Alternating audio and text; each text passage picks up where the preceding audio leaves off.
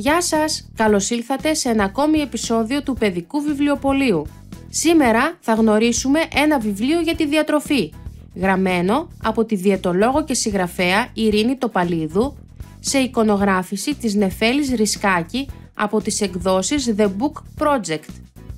Το βιβλίο λέγεται «Η φράουλα και η πιπεριά βρήκανε κακό μπελά». Πρόκειται για μια απολαυστική ιστορία που αναφέρεται στην ισορροπημένη διατροφή που πρέπει να ακολουθούμε μικρή και μεγάλη για να έχουμε καλή υγεία. Η συγγραφέας χρησιμοποιεί τις γνώσεις της αλλά και την αγάπη της για τις λέξεις και φτιάχνει μια ιστορία που χαίρεσαι να τη διαβάζεις. Αλλά ας πάρουμε τα πράγματα από την αρχή.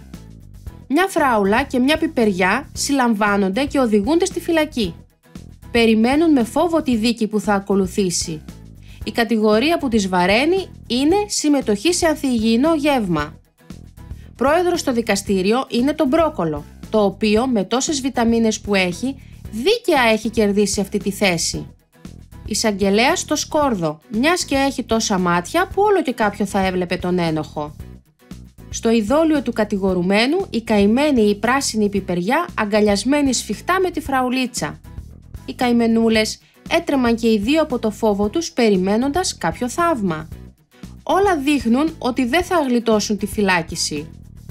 Μέχρι που στην αίθουσα του δικαστηρίου εμφανίζεται ξαφνικά η καυτερή πιπεριά και η στρογγυλή πατάτα.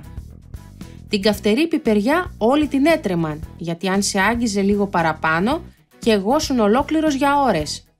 Την κυρία πατάτα όμως τη σέβονταν όλοι, γιατί 20 φορές κατάφερε να γλιτώσει το τηγάνισμα και είχε τιμηθεί με χρυσό βραβείο και με στεφάνι αγριελιάς.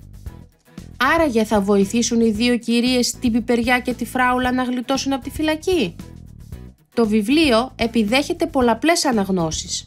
Έτσι κι αλλιώς η ανάγνωση από μόνη της είναι μια απολαυστική διαδικασία. Η συγγραφέας μέσα από την ιστορία που έγραψε προσφέρει χρήσιμες γνώσεις για μια σωστή διατροφή. Τα παιδιά γνωρίζουν τα φρούτα και τα λαχανικά καθώς και τις ιδιότητές τους. Το βιβλίο περιέχει επίσης ευχάριστες δραστηριότητες που συνδυάζουν διασκέδαση και γνώση. Η συγγραφέας όμως παρέχει συμβουλές και στους γονείς σχετικά με την ισορροπημένη διατροφή.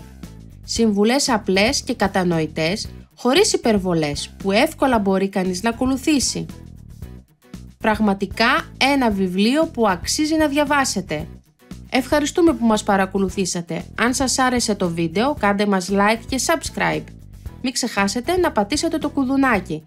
Τα λέμε στο επόμενο βίντεο. Γεια!